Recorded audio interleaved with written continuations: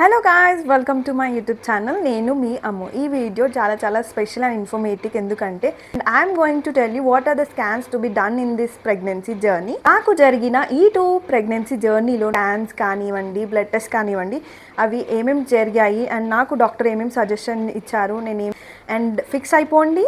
ఎవరైనా సరే pregnant women ఉన్నా లేకపోతే ప్రెగ్నెన్సీకి ప్లాన్ చేస్తున్నా ఈ వీడియో చూస్తే మీకు తెలుస్తుంది దట్ అసలు ప్రెగ్నెన్సీలో ఏమేమి స్కాన్స్ జరుగుతాయి, ఏమేమి టెస్టెస్ జరుగుతాయి అనేటిది ఈ వీడియో చూస్తే మీకే తెలుస్తుంది. వీడియో లేట్ చేయకుండా స్టార్ట్ చేసేద్దాము. ఈ వీడియో నేను స్టెప్ బై స్టెప్ మీకు ఎక్స్ప్లెయిన్ చేస్తాను. సో ఫస్ట్ స్కాన్ వచ్చేసి ఎర్లియర్ ప్రెగ్నెన్సీ స్కాన్. స్కాన్ మనకి 6 to 10 weeks మధ్యలో జరుగుతుంది. అండ్ ఈ స్కాన్ మనకి ప్రెగ్నెన్సీ కన్ఫర్మేషన్ కోసం డేట్స్ అనేటివి క్యాలిక్యులేట్ చేయడానికి, బేబీ హార్ట్ బీట్ అనేది ఫామ్ అయిందా లేదా అనేది ఈ స్కాన్లో తెలుస్తుంది అనమాట, ఎర్లియర్ ప్రెగ్నెన్సీ స్కాన్.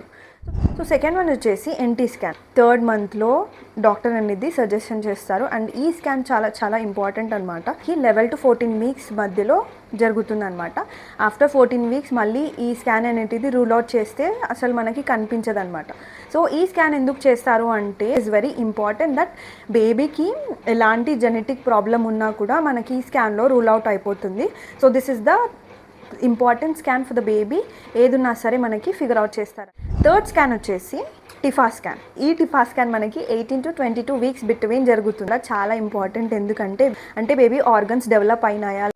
సో ఈ స్కాన్లో ప్రతి ఒక్క బాడీ పార్ట్స్ అనేటివి రూల్ అవుట్ చేయడానికి డాక్టర్స్ వాళ్ళు ట్రై చేస్తారన్నమాట. ఫస్ట్ ప్రెగ్నెన్సీలో టిఫా స్కాన్ చేయించుకోవడానికి వెళ్ళినప్పుడు స్కాన్ జరుగుతుండే బేబీ క్రాస్గా పడుకుండేనంట. So doctor has suggested me that కొద్దిసేపు అయినాక మళ్ళీ మనము స్కాన్ చేద్దాము, అప్పటి వరకు బేబీ టర్న్ అయ్యే ఛాన్సెస్ ఉంటుంది అనేసి అంటే, సో ఇంకా మిడిల్లోనే పాజ్ చేసేసి ఇంకా స్కాన్ కోసం అనేటిది నేను అటు ఇటు వాకింగ్ చేస్తూ ఉండేనమాట.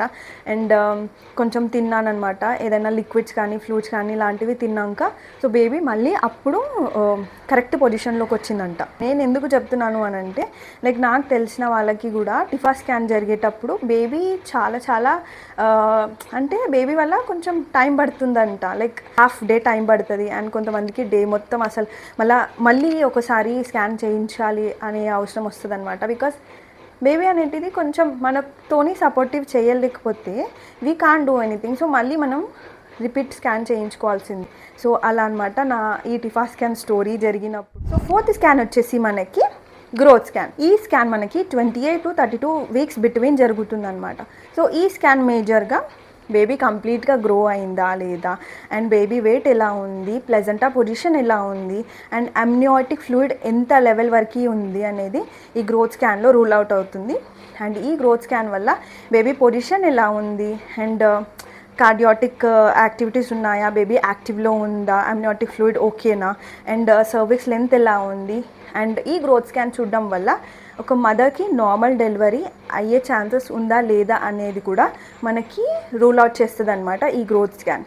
సో ఈ గ్రోత్ స్కాన్ కూడా నాకు ఈ ప్రెగ్నెన్సీ జర్నీలో కంప్లీట్ అయిపోయింది. ఈ స్కాన్స్ మనకి అల్ట్రాసౌండ్ అని కూడా అంటారనమాట. సో ఈ 9th month వరకు ప్రతి ఒక్క మంత్లో ప్రతి ఒక్క ట్రైమెస్టర్లో ఇంపార్టెంట్ స్కాన్స్ ఏవైతే జరగాలో అది అప్పుడే జరగాలి. దానికి లిమిట్ దాటిన తర్వాత మనము స్కాన్ చేసినా మనకి దాని రిజల్ట్ అనేది ప్రాపర్గా రాకపోవచ్చు అని నా ఇంటెన్షన్. సో ఇదన్నమాట నా ప్రెగ్నెన్సీ స్కాన్, నాకు జరిగిన ప్రెగ్నెన్సీ స్టోరీ స్కాన్ అనమాట. I'm so happy. స్కాన్ జరిగినప్పుడల్లా ప్రతిసారి దట్ నా బేబీ నేను మళ్ళీ చూసుకుంటాను. Baby hands and baby spinal cord, rib gauges అన్నీ డీటెయిలింగ్గా కనిపిస్తాయి అన్నమాట స్కాన్లో. సో కానీ డాక్టర్స్ ఏం చేస్తారంటే ప్రతి పార్ట్ మెజర్ చేసి వాళ్ళ లాంగ్వేజ్లో వాళ్ళు రిపోర్ట్స్ అనేటివి డాక్టర్ మనకి ప్రొవైడ్ చేస్తారు. కానీ బేసిక్గా తెలియాల్సింది ఏంటంటే బేబీ యాక్టివ్లో ఉందా, కార్డియాటిక్ సైకిల్ జరుగుతుందా, జెనెటిక్ ప్రాబ్లం ఏమన్నా ఉందా లేదా, అండ్ మనకి ఒకవేళ 9th monthలో ఉంటే బేబీ పొజిషన్ ఎలా ఉంది, ప్లెజెంటా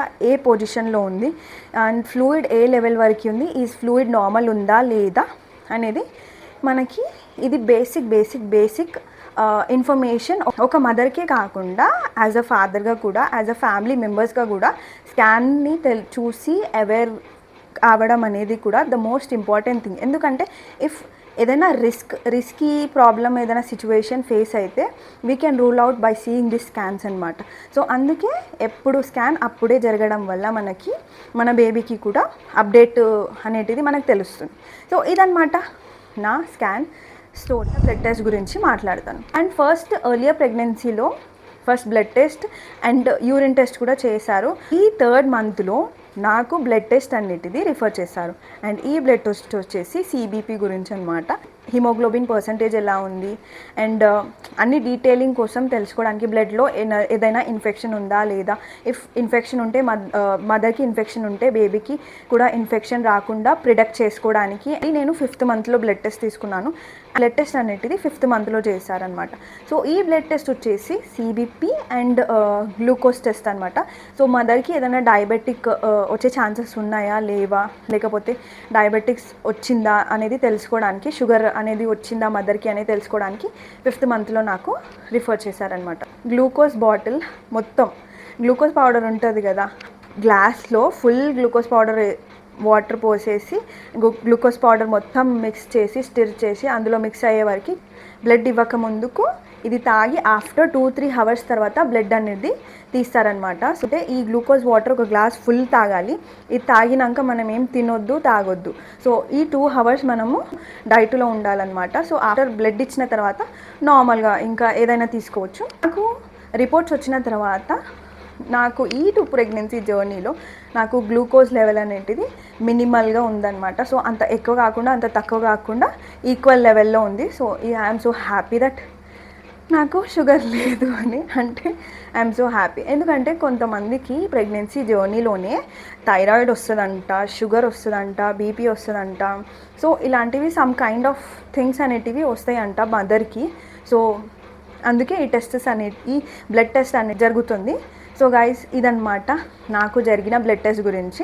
మీ అందరికీ ఈ వీడియో చూసిన తర్వాత చాలా హెల్ప్ఫుల్ అవుతుంది అని అనుకుంటున్నాను. మళ్ళీ నెక్స్ట్ వీడియోలో కలుసుకుంటాను. బాయ్.